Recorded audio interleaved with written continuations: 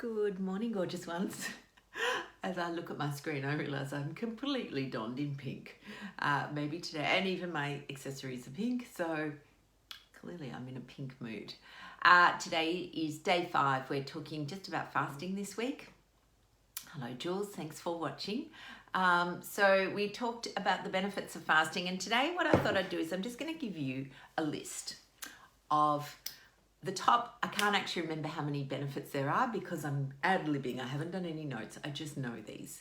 So the number one benefit of fasting is that it reduces your insulin.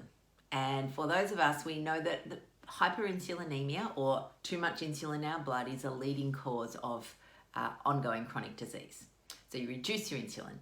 Autophagy, breaking down old manky proteins and recycling them. If you fast past 14 hours, is the second benefit. It's anti-inflammatory. The number of people whose tendinitis or plantar fasciitis gets better when they fast, and I know I'm talking anecdotes here, but it is amazing. So 3, so anti-inflammatory.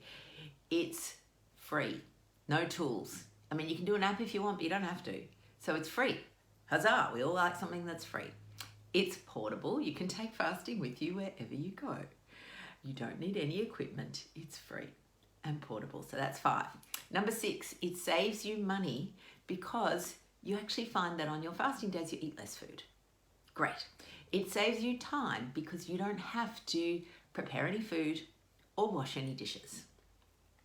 It saves you mental energy because if you're fasting, say at work, then you don't have to think about what are you going to eat, find the Tupperware, wash the Tupperware, bring the Tupperware home, any of that. So there's a big reduction on your mental load. Good morning, Clara.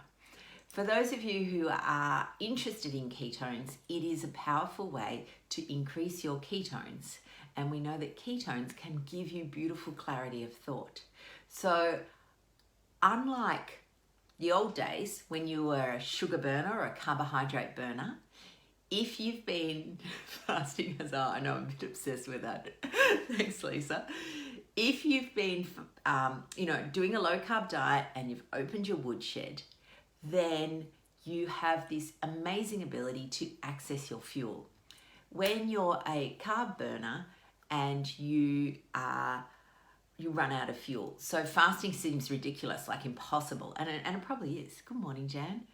So what I'd really love you to be thinking about is do your woodshed first. So do low carb first before you venture into fasting because it makes it too hard for yourself otherwise. And then once your woodshed is open, it's so easy. It's just intuitive. You don't have to force it. And you just find that actually I can easily fast because I have access to my woodshed. I'm making ketones. I'm not bothering with Tupperware. So much goodness. And please remember, there are no rules around fasting. You're the boss of you. The key is to do it as part of caring for your body. All of those wonderful benefits that I mentioned, there's probably some others. But if at any stage you feel unwell, you feel very hungry, then you can eat. Brodwood just mentioned that she gets worried about not taking food to work, what would happen. So here's a tip. If you can fast while you're at home, then being at work is no different. It's just a different location. Our brain, again, conditioning, think about our conditioning. We've been told, eat because you won't be able to concentrate. And that is true if you've been a carbohydrate burner or a sugar burner, as it's called, because you literally needed that fuel. But once your woodshed is open and your body is used to accessing its fuel, you don't need it.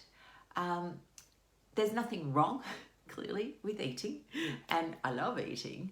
But for me, fasting on work days, I actually love that for 2 reasons. 1, I don't have to bother with lunch, Tupperware, all of that cognitive load. 2, I have better mental clarity in the afternoon because of those ketones. The key for me, though, is I do have to make sure that the dinner, either I get home early enough to prepare dinner, and sometimes I don't, or that I have a dinner waiting, because I don't like getting home and being really hungry and then still having to cook dinner, because then I'm in this thing of, will I have a little snack beforehand? And then that ruins my appetite. So for me, my work days are fasting days, but I have my dinner ready for when I get home so that I can just heat it up and eat it when I'm ready. Lovelies, that's the end of this week's little thing on fasting. Give it a go. Just start slow. Okay, start with, just extending it by an hour every week if you want to. No rush. Don't have to rush in. There's no prize. There's no medal for the best faster. Oh, prednisolone's tricky. Yes, Nola's written if she's busy, it's easy to fast. And if you're taking prednisolone, it is tricky because you do need to often have food in your tummy with prednisolone. Same with anti-inflammatories. So sometimes, depending on your medication, you may be able to change it to lunchtime. So instead of having it in the morning, you just have it at lunchtime. Maybe you have you break your fast then. So that would be something that, again, it's tricky on Facebook, but to discuss with your doctor or your trusted healthcare professional. But yes, there is certainly ways to manipulate your day around fasting and medication. Maybe that's a whole topic. I might talk about that next week. All right, lovelies, have a wonderful, wonderful day. It's a bit grey out here, but I'm thinking I've got my hot coffee in my big cup. I'm wearing pink, no earrings yet, but I might go and put them in.